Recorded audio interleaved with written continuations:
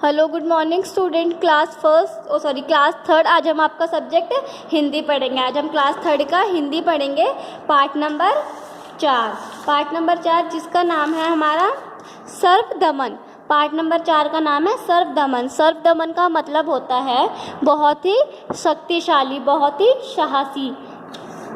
तो इसमें हमारा एक बच्चा है जिसका नाम है सर्वदमन। हम उसकी स्टोरी पढ़ेंगे कि वो बच्चा भी जो है बहुत ही ज़्यादा वीरता से भरपूर है, बहुत ही ज़्यादा शक्तिशाली है।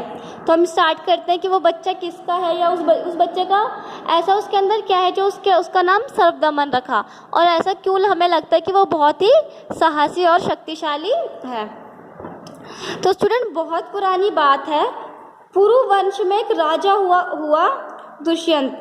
वह बड़ा प्रतापी और रूपवान था। मतलब कि बहुत पहले एक वंश था जिसका नाम था पुरु। उसमें एक राजा हुआ था जो बहुत ही प्रतापी और रूपवान था। मतलब कि बहुत ही तप करने वाला और बहुत ही सुंदर। रूपवान मतलब रूपवान होता है, बहुत ही सुंदर था। बुद्धि, वीरता और पराक्रम में उसका कोई सामना नहीं था। उसके सामने कोई भी नहीं था। बुद्धि और वीरता के सामने वो उसके अंदर इतनी वीरता और बुद्धि थी कि वो उसके पास हर समस्या का समाधान हुआ करता था। उससे ज़्यादा शक्तिशाली या उससे ज़्यादा बुद्धिमान कोई भी नहीं था। एक बार राजा दुष्यंत शिकार खेलने वन में गया। जो राजा थे वो कहाँ गए? वन में शिकार खेलने गए। वहाँ उसे एक आश्रम दिखाई दिया। राजा जब शिकार खेलने गए तो उन्हें वहाँ पर एक आश्रम दिखाई दिया। जब वहाँ पे उन्हें शिकार खेलते खेलते वह खेलने के टाइम पे उन्हें एक आश्रम दिखाई दिया। जो आश्रम था वो वन के पास ही था। वह आश्रम महर्षि कर्ण का था। एक कर्ण थे महर्षि, वह उनका आश्रम था। आश्रम में राजा को एक लड़की दिखाई दी जो पेड़ पौधों को पानी दे रही थी। जब वो आश्रम में पहुंचे तो उन्होंने क्या देखा? आश्रम में एक लड़की थी जो पेड़ पौधों को पानी दे रही थी। दोनों में बातचीत हुई। दोनों एक दूसरे से प्रेम करने लगे। मतलब जो राजा थे, जब राजा ने उस लड़की को देखा तो उस लड़की को देखकर राजा को उससे प्रेम हो गया, और दोनों ने एक दूसरे से बात करी तो दोनों को एक दूसरे से प्रेम हो गया। वन में ही राजा दुष्यंत ने उस लड़की से विवाह कर लिया। जो राजा दुष्यंत थे, जब उन दोनों की आपस में बातचीत हुई, दोनों को एक दूसरे से प्रेम हुआ, तो उन्होंने क्या करा? वहीं पर आश्रम में ही विवाह कर लिया। कुछ दिन वे साथ रहे। लड़की का नाम शकुंतला था।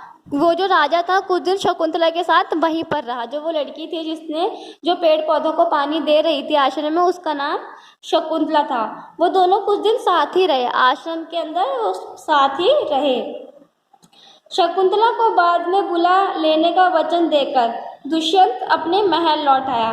कुछ दिन तो वह उसी के साथ आश्रम में रहा, लेकिन वह एक राजा था तो उसे अपनी प्रजा में जाना था। तो उसने शकुंतला को बोला कि मैं तुम्हें वचन देता हूँ, मैं वापस आऊँगा या फिर मैं तुम्हें अपने पास ही अपने नगर में बुला लूँगा।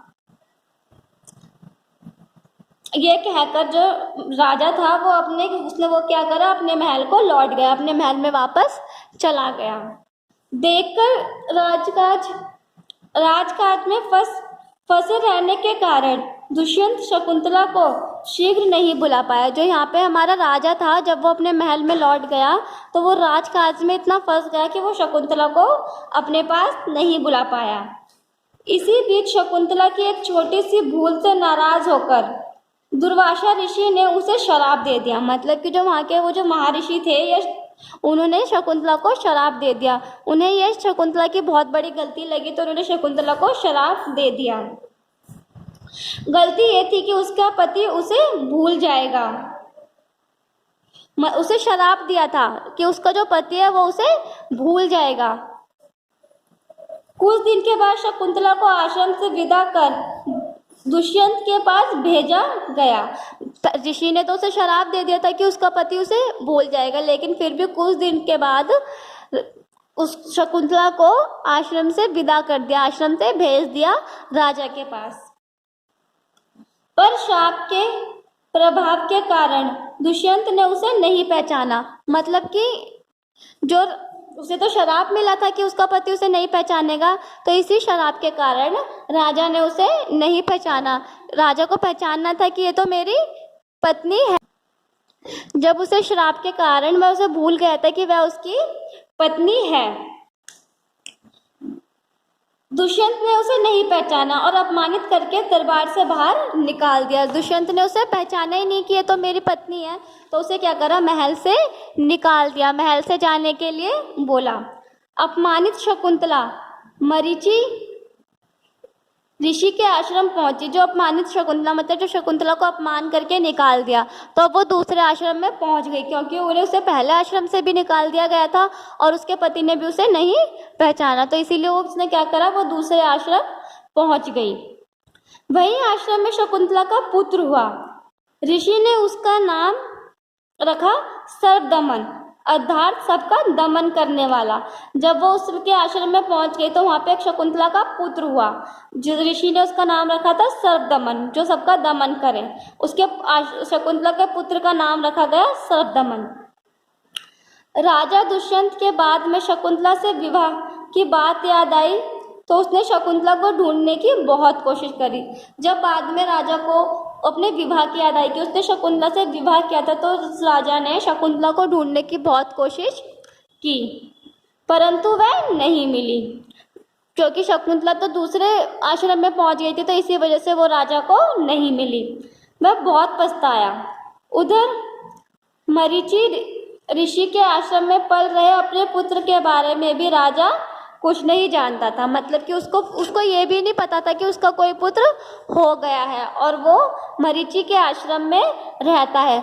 तो स्टूडेंट, ये चैप्टर था हमारा एक राजा के बारे में, और आगे का चैप्टर हम कंटिन्यू करेंगे अपनी वीडियो नंबर 2 में, और हम आगे का चैप्टर भी वीडियो नंबर 2 में पढ़ेंगे। तो ये वीडियो आपकी यहीं पर फिनिश होती है। Bye student.